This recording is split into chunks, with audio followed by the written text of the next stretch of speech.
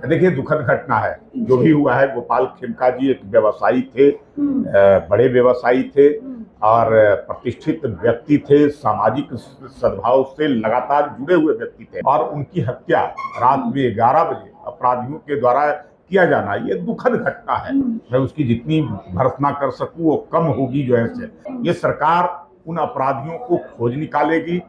सरकार पूरी तत्परता से, आज ही मुख्यमंत्री ने जो है से समीक्षा बैठक के माध्यम से अधिकारियों को जताया है। तेजस्वी यादव जिस बात का जिक्र कर रहे हैं, पहले उनको अपने गिरेवा में झांकना चाहिए। बोलने से पहले जरा उनको याद करना चाहिए 15 वर्षों का जो उनके माता पिता का शासन रहा है। नमस्कार, लाइव बिहार देख रहे हैं आप, आपके साथ मैं स्नेहा गुप्ता। बिहार में बढ़ता अपराध लगातार नजर आ रहा है और इस पर तेजस्वी यादव लगातार सरकार को घेरते हुए नजर आ रहे हैं। एक तरफ जहाँ तेजस्वी यादव सरकार को घेर रहे हैं तो दूसरी तरफ आज भारतीय जनता पार्टी के कार्यालय में 11 साल बेमिसाल मनाया जा रहा है और जातीय जनगणना कराने की उपलब्धि को लेके काफी लोगों को बुलाया गया। हमारे साथ खास बातचीत करने के लिए प्रेम रंजन पटेल जी है, सीधे जुड़ेंगे। पहले तो बहुत शुक्रिया बात करने के लिए। नमस्कार। कैसे देख रहे हैं जो पहले कार्यक्रम चल रहा है भारतीय जनता पार्टी के कार्यालय में 11 साल बेमिसाल, इस पर क्या कुछ कहना चाहेंगे? देखिए, कार्यक्रम में भारतीय जनता पार्टी का जो ओबीसी मोर्चा है, उस ओबीसी मोर्चा ने एक तो प्रधानमंत्री के कार्यकाल का 11 वर्ष पूरे हुए हैं, 11 साल बेमिसाल। दूसरा, एक ऐतिहासिक निर्णय प्रधानमंत्री जी ने लिया है जाति आधारित गणना कराने का। उस गणने की जो है पक्ष में उनके प्रति समर्थन जताने के लिए आज जो है ये कार्यक्रम रखा गया है। अब ये ओबीसी मोर्चा का ये दायित्व भी बनता है कि जो दबे कुचले शोषित कमजोर वर्ग हैं, जिनके लिए प्रधानमंत्री जी योजनाएं बनाने का काम, योजनाओं को उन तक पहुंचाने का काम कर रहे हैं। इस जातीय गणना के आधार पर उन सभी लोगों का आकलन किया जाएगा कि कौन अब तक वंचित रह गए, कौन अब तक छूट गए योजनाओं का, और कौन सी योजना की आवश्यकता है, किनको जरूरत है।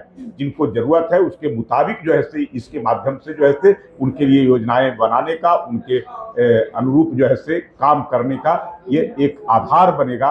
इसलिए जो है ये लोग धन्यवाद देने के लिए, उनको बधाई देने के लिए इस प्रकार का कार्यक्रम का आयोजन आज किया गया। जी, प्रेम रंजन पटेल जी, सबसे बड़ा सवाल है, जहां आप एक तरफ सरकार जो काम करी है उसके बारे में बता रहे हैं, तो दूसरी तरफ तेजस्वी यादव आप लोग की विफलता को गिनवा रहे हैं, सीधे तौर पे कह रहे हैं कि बढ़ता अपराध नजर आ रहा है। कल भी आपने देखा होगा किस तरीके से गोपाल खेमका को मार दिया गया। दिन ज्यादा समय भी नहीं हुआ था और बहुत पॉश इलाका है, बगल में गांधी मैदान थाना है।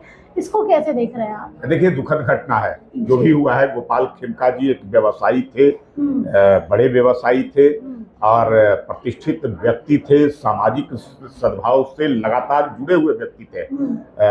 हर कार्यों में बढ़ चढ़ करके हिस्सा लेते थे और उनकी हत्या रात में 11 बजे अपराधियों के द्वारा किया जाना, ये दुखद घटना है। मैं उसकी जितनी भर्त्सना कर सकूं वो कम होगी जो है से। लेकिन ये सरकार उन अपराधियों को खोज निकालेगी।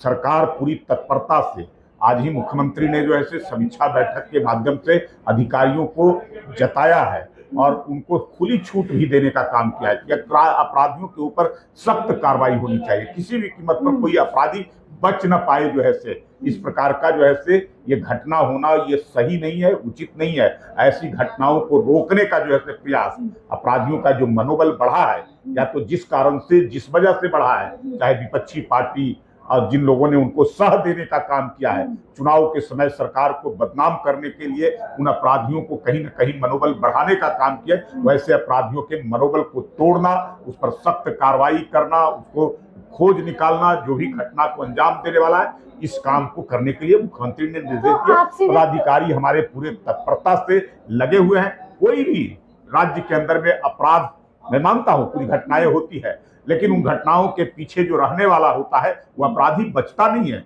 उस अपराधी को सजा मिलती है। इस अपराधी में उसको कोई बचाने वाला व्यक्ति नहीं होता है, उसको कोई संरक्षण देने वाला व्यक्ति नहीं होता है। ये पूरी छूट प्रशासन को, पुलिस के पदाधिकारियों को, सरकार के तरफ से है कि हर हाल में जो है आम लोगों के मन के अंदर में अपराधियों का किसी प्रकार का खौफ नहीं होना चाहिए। अपराधियों पर सख्त से सख्त कार्रवाई होना चाहिए। आप कह रहे हैं कार्रवाई होनी चाहिए, लेकिन तेजस्वी यादव तो सीधे तौर पे कह रहा है कि ऐसा हमेशा होता रहता है। हमेशा ही देखने को मिला है कि दिन दहाड़े कभी गोलियां चल जाती हैं, रेप पीड़िता का काफी मामला आने लगा है। तो आप लोग कहाँ पीछे रह जा रहे हैं? आप लोग क्यों ऐसे लोगों को सजा? देखिए, तेजस्वी यादव जिस बात का जिक्र कर रहे हैं, पहले उनको अपने गिरेवा में झांकना चाहिए।